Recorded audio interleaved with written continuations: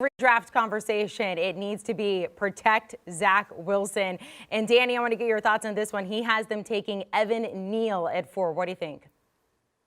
So Evan Neal, one to me that you've had a lot of differing opinions on, and the upside is clearly there. And it's been a player who's been pegged for stardom ever since he was the IMG Academy and all everything recruit. And then, starts off right away at the University of Alabama. And he's played all across that offensive line, including this past season, where he played over 1,000 snaps and only gave up 2 sacks and 1 penalty. So he's been pretty good on tape. But I think some people want to see a little bit cleaner tape and a little bit more impressive tape. I mean, you're on one of the best offensive lines always with great talent around you at Alabama, which can at times be, an issue because you've always got that advantage.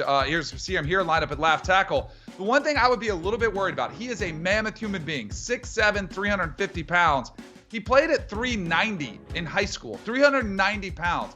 Weight can be a problem. I think that's like a little bit of a minor red flag. And if it's been any issue to Alabama, Nick Saban wouldn't have it.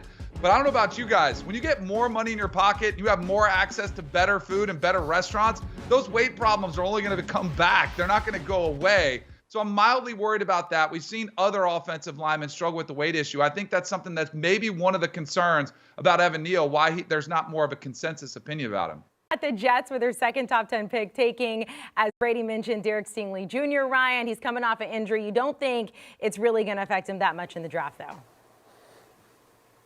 Yeah, but that sort of evolved over the course of the season, pretty much for the reasons Brady laid out, because Sauce Gardner played so incredibly well. I thought he needed to get stronger coming into 2021, and he did that and then some. He was shut down for most of the season. And I was at the Senior Bowl, and I was talking to the scout that I know, and I always approach it with sort of any of the sentence with a question mark, like Sauce Gardner's a little better than Derek Stingley?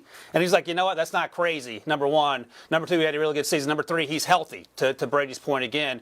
Derek Stingley wasn't on the field after he suffered that injury. He could have come back, chose not to. But I think Stingley, what we saw his rookie season, or his freshman year, as they call it when you're in college, was really, really impressive. And then last year, that was a weird year, the COVID year. And then this year, he only played 3 games. So we know the talent is there. It's just a matter of what he's going to look like after some time off, whether there's rust or not. There was no rust for Jamar Chase, it turns out, and whether he is going to end up being the number 1 cornerback. And as we sit here, I don't know the answer to either of those questions, but I think it would not be unreasonable for him to fall a little bit and perhaps see Gardner go before him. That doesn't mean Stingley can't be a really good player, but I think it's fair to say that he didn't have the best finishing year in order to improve his draft stock.